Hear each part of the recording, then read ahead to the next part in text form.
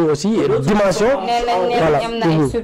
voilà dimension du parti et de vos leaders voilà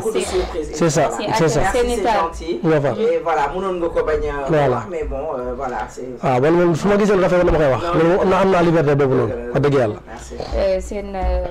mobilisation démb bi moom même man sax dafa ma impressionné fooguma woon ne ñooñu ñëpp dinañ man bi ma duggee dama tiit dinañ ñëw alliance pour la je me disais que peut-être sincèrement sa micro da nga ko fay de non fay ñu ko de ñu ne fayul de bon la régiment je sais pas mais micro bi fayul aca seeni pour le cas de Pape Malick Ndour concernant le dossier Prodac ñu daal di koy libéré tey dégg nga maître El Hadji Diouf daanaka détournement de deniers publics ñu ne ko yow détourné woo deniers publics mais dañ lay placer sous bracelet électronique gën a wëyal li nga xam ne ni moo di enquête bi bu ñu demee ba gis ne defu dara ñu libéré ko ak bàyyi ko dindi li nga xam ne ni moo di le bracelet électronique. xam nga Ndak. oui. am na loo xam ni da nga koy xool rek xam ne lii acharnement la. ah bon. parce que doomu jàmbur chaque jour yaa ngi koy lëñmat ci noo ko mën a jàppee. mais lii rek day won ne que nous sommes pas dans un état de droit te lii encore une fois day ñàkkal fayda la justice nday sowlee laa ñu waxante dëgg. c'est vrai bien sûr. yow nit koo xam ne chaque jour yaa ngi koy woo yaa ngi koy bàyyi. mais nu bàyyi doomu jàmbur bi. man je pense que man dama yaakaar ni des choses quoi. man dama yaakaar ni le procureur des pôles judiciaires et financiers bi dama yaakaar ni dafa am lu xew. xanaa nag dëgg-dëgg dafa am lu xew. parce que bu amuloon lu xew. yaakaar naa ne du am acharnement bu ñu toll ci doomi aadama bi waaye mais nañ bàyyi Pape Malick Ndour nañ waxante dëgg mais Pape Malick Ndour dafa fu ñu ñaaw waxu fu ñu ñaaw c'est un jeune boo xam ne c'est un exemple pour la jeunesse de ce pays il s'est battu pour être président du conseil départemental de Guinguinéo kan la gagné. Souleymane Ndéné Ndiaye ñoo fa nekkoon PDS fa nekkoon mu nekk xale bu ndaw di xeex pour son pays dem yor Prodac doxal ko comme ni mu war a doxee. dëgg la jóge fa nekk ministre de la jeunesse doxal ko xeex xëy ndaw ñi jàppale ndaw ñi pour ñu am xëy. dëgg la de ce qu'il a fait pour ce pays là ce procureur là ne l'a pas fait. dëgg la ñi koy yebal di ko yónni defuñu lu toll noonu ci biir réew mi. dëgg la bu ñu demee ba ay joojo golow di am fii ay maanaam junni nit ñu ñëw pour kii laaj 40 personnes yu war a liggéey nga xam dans ce pays là y a problème. y a problème Pape Malick Ndour. dafa créé woon ay emploi que le gouvernement passé ñooñu ñu joxoon ay emploi ñooñu sax ñu joxoon ay emploi ñu si bëri tey dañ leen dàq. oui gouvernement bi fi jógee bàyyiwu ko fi. non. c'est ce que j'explique. bàyyiwu ko fi de. c'est-à-dire.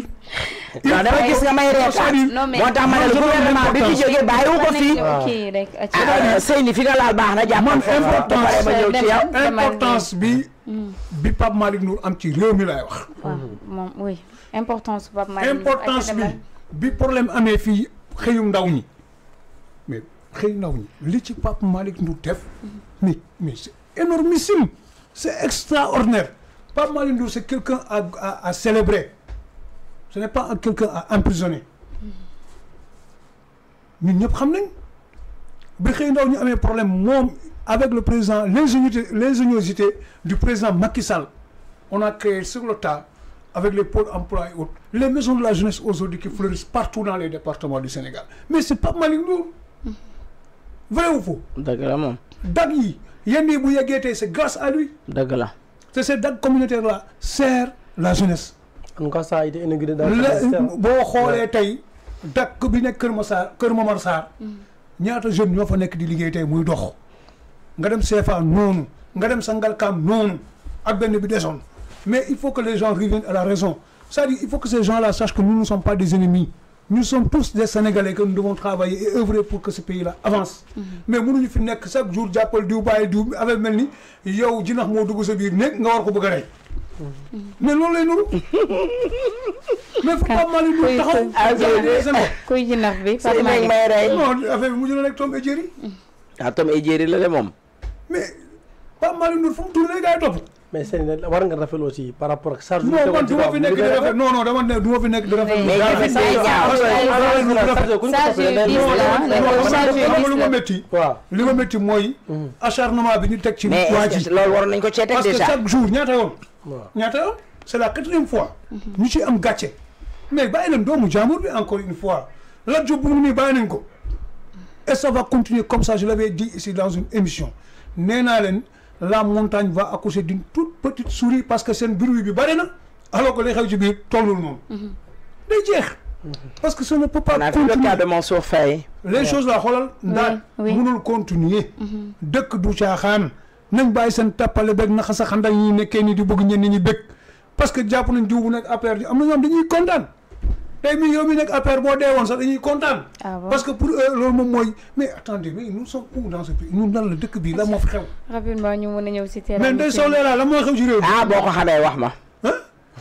mais dëkk bi am na boo ko xamee wax ma mais xoolal nit ñi tey ba gis leen ñu dem ci Léopold Sédar Senghor di rang lekk laax région yi de mais c'est problème mais y a un problème ils ont faim ah mais dañu ils ont faim non mais y a la faim ils ont faim ils ont faim dinañ ko ils ont faim amuñu jom non mais non non dañuy wax ne dëgg gis nga ne ah dégg nga non xam nga man mais c'est ils ont faim dañu leen ko toogal andi leen ko ils ont faim il fallait rek la dañu leen xiifal mais bu dul dara dafa am ñoo xam ne dañoo jógee dëkk ba dëkk ñëw ci terrain meeting bi donc forcément ñu lekk dem rang laax mais rang laax ak rang mus bi ñoo yem da nga jógee dëkk ak dëkk donc rang laax lépp moo yem na nekk laaxu gerte wala laaxu naturier bu mu ci mën Seyni fi nga nekkoon foofu dafa neex non mais Seyni la may leen ma rek Seyni fi nekkoon dafa neex xam nga fan la nekkoon mooy fan di wax ne juge kii bi procureur bi est-ce que c'est de l'acharnement mais est-ce que c'est lui moo yónni waa DIC pour ñu jëli ji ko aussi il faut qu'on se pour man il faut faire la part des choses et je pense que Pape Malick Ndour et ses avocats ils vont expliquer aux Sénégalais ils vont s'adresser aux Sénégalais expliquer ñu lan moo xew parce que moi je voudrais ku mel ne man je voudrais bien comprendre en tout cas li nga wax nii waaw am na tey ku ma dëgg mu wax nii waaw dafay artu kenn ci ministère yi par exemple am na lu ko ministre de l'intérieur mu ne ko na comprendre ni il n'est pas le procureur. mais moom laay ñëw. Maïmouna Ndour Faye wax na ko. te moi je lui répète ça. Bamba Cissé tu n'es pas le procureur. teggil sa tànk fi nga teg foofu. li ñuy jaay la ñu xamul lan la ñun mënoo ñoo jaay lu ñu jaaxal. quand on a un ministre de l'intérieur muy pour mu def fi li fi kii mi Ngom defoon Ousmane Ngom. gis nañu Ousmane Ngom. je pense que Macky Sall a eu à être un ministre de l'intérieur. yéen jaaxaloo leen ñu. ñi leen fi jaar ñi fi jaar ñoo la ëppoon doole téeméeri junni yoon duñ sa morom ëpp la classe ëpp la personnalité ëpp la mérite mais Ndeye Sow Leila quand même xamul lu yéeme waaw yow quand tu prends un homme de koo xam ne maanaam assermenté koo xam ne justice mooy liggéeyam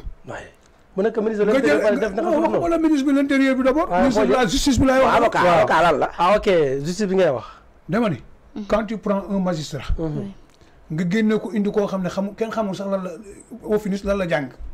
ndax foo ko dugal mu def fa ay bêtises man avocat sax du am loo xam rus naa koo wax parce que dafa am ay ci xaritu avocat ay frère avocat Ndeye Sow Leila maa ngi ñëw koo wax c'est-à-dire quand tu prends le politique nga teg ko nga dindi ka nga xam ne moom mooy ka nga xam moo fara toog mais xam na ses intentions tu peux avoir un politique qui a des vertus non bàyyi ma wax la qui a dit c'est-à-dire et c'est que xam nga président ça li ma bëgg a wax mooy ne que la chose était très claire dès le départ mooy boo génnee fii Diagne